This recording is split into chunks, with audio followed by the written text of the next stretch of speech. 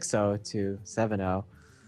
But I have some news for you. Hunter will lose the next game. I can predict that right now. Oh, how do you know that, Monk? Well, because it's going to be a Hunter mirror. At least one of these players will lose with Hunter. All right, let's see if Lifecoach has his flares or not, or if he gets the start. I mean, sometimes it comes down to whoever gets the coin and the 1 drop plus 1 drop. It can be determined very early, very frequently in these games. Uh-oh. Who's this? That's Hosty's hand. Okay, that's Lifecoach. He's not on the coin, though. Hosty is not on the coin. Mm-hmm. So he can't just drop a 2-3 Undertaker turn 1. Like, both hands are pretty good, but one of them has Undertaker. Yeah. It's funny how I just feel... I mean... He knows there's an Unleash the Hounds in his opponent's hand, so... I mean, his opponent's deck, sorry, so... How much value does Haunted Creeper warrant? It's still a very good card, though, in this case. I mean, can you really justify throwing any of these 2 drops? I feel like you can't just... Yeah, you can justify throwing out one of them because you have to have a plan going into the game. So you have to have a turn 1 and a turn 2, and if you kept all 3 cards, Leper Gnome, Haunted Creeper, and Mad Scientist, that just doesn't fill out the curve well because he needs to choose between one of the 2 drops at some given point. Yep. Yeah, I can see what you mean. So he'll just play them later down when he actually does draw them, but he's now curving out nearly perfectly. Actually perfectly, if you look at everything. Oh, Mad Scientist is drawn off the top. Alright. The Leper Gnome is being traded for. Oh, wow. This could be the draw that determines Lifecoach's game.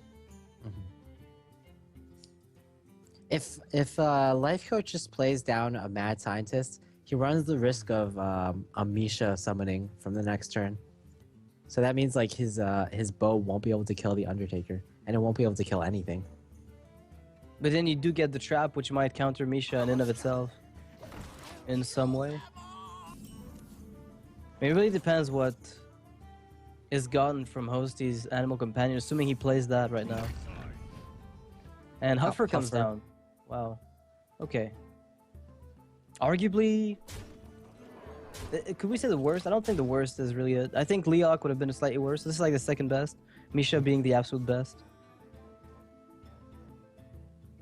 Alright, so Lifecoach actually probably able to stabilize a little bit here, and his follow-ups are much stronger than Hosty's at the moment.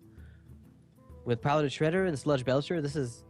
Yeah, he went for face there. I don't know if I agree with that, because now basically...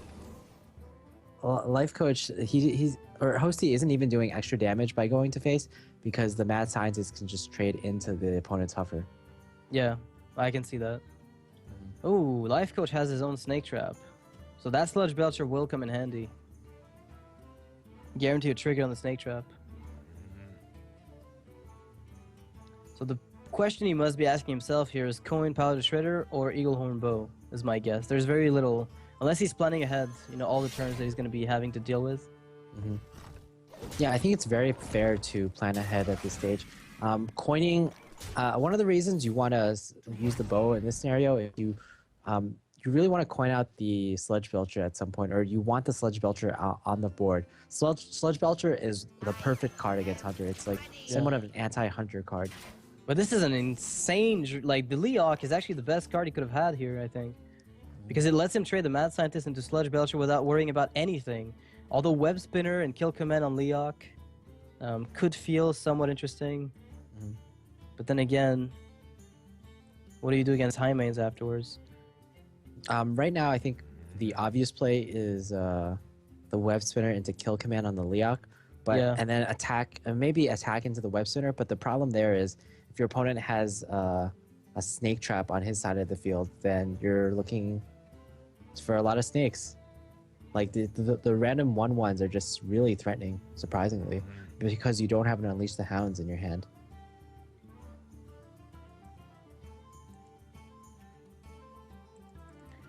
So I mean, the Pilot Shredder, I mean, how long will it take for it to fall down at this point? Because there's really no good turn for him to play. If he has to play defensively for the next few turns, he'll have to wait for at least 3 more turns from now.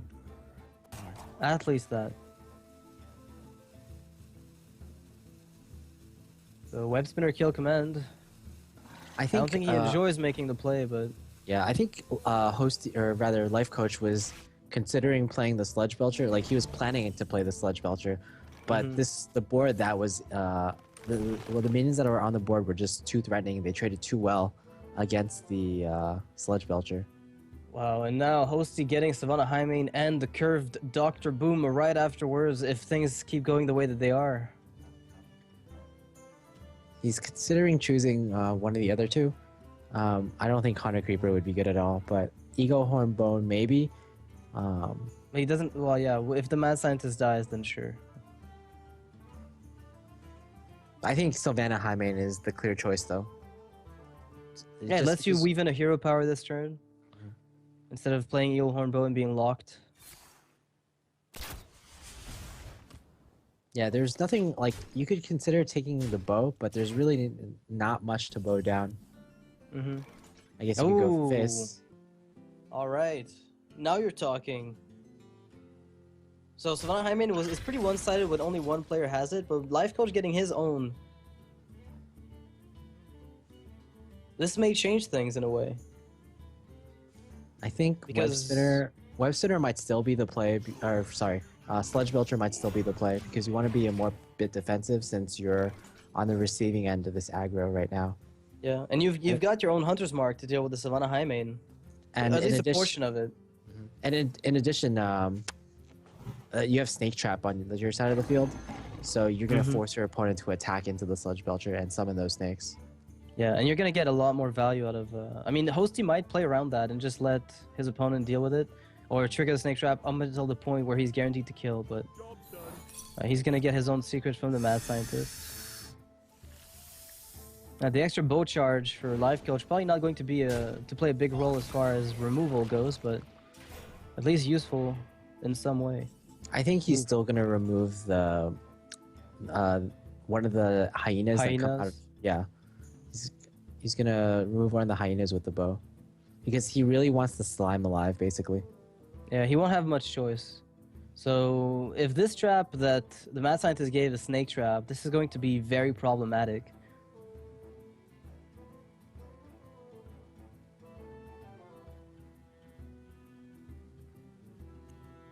Yeah. Wow, he's going to test for explosive. Or he's guaranteed, he thinks it's not explosive. It's not freezing, it's not explosive. Now he knows it is Snake. So do you just drop Freezing Trap here and just let him return his own Savannah to his hand? But then you can't develop your own... Yeah, and then... You could play Freezing and Emperor Cobra so that whatever he does play... Emperor Cobra just doesn't feel strong though, and I feel in this position you need to race, so the Pilot Shredder with 4 attack with Freezing Trap? Alright, so he's going to try to go race and deal damage. You kind of just lose to Unleash the Hounds, but... that's what else fine. have you got? Yeah, exactly. You can't play around stuff you can't beat, right? Rule number 1 of Hearthstone, do not play around things you know you can't beat. Sometimes you have to just go all in on plays.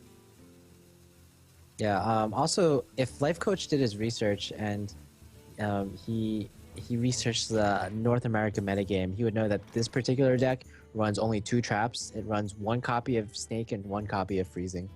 So he wasn't too scared of explosive that last turn. So Lifecoach has how much damage on the board? 7, 8. He's got 11, 12, 13. He's only got 13. So not even attacking with Highmane is probably a best play here for Hosty, because he can just pass and force the opponent to deal with Boom Boss because they would trigger Freezing Trap. In which case, well then again, how many snakes are gonna come down? So if you Hunter's Mark Dr. Boom, let's assume that's a play. And then you trade Snake into Boom, you trigger 3 snakes. Can you actually remove them all? Between Bow and Shredder, I think you can, but... I think it just depends on how the Boom bots land. Yeah, but you want to kill the snakes first. Or do you? Because you can't afford letting him trigger Snake Trap with his snakes. This is arguably one of the most difficult positions for Lifecoach here. Maybe even playing Haunted Creeper and Coin Out Savannah High main. Just to get boom bots. Less targets to hit. Alright, he's gonna go for it. He's gonna activate the snakes. Which will take forever. Yeah, that's true. I wonder if Lifecoach will actually be able to clear this all. Let's see.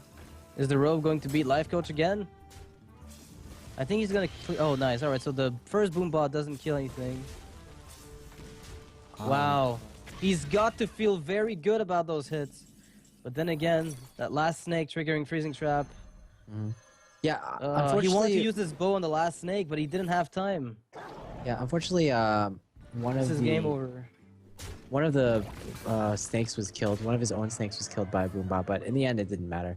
Hosty had unleashed the hound, so it was game over either way.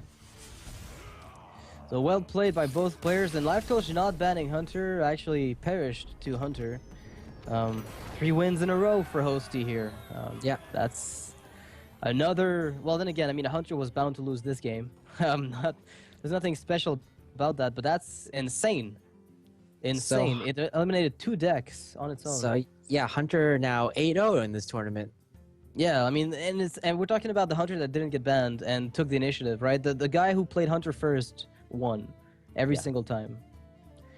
That's quite scary, actually. And so, moral of the story to everybody else in this tournament: ban the Hunter. So far, every player that we seem to have a plan other than banning Hunter got punished pretty severely for it at this point. Yeah. Next game will be Masan versus Powder. And Masan, Powder, guys, ban Hunter. Make sure you ban Hunter. That's just I'm just my saying, advice. Masan. Masan's not playing Hunter, so he's probably going to ban Hunter.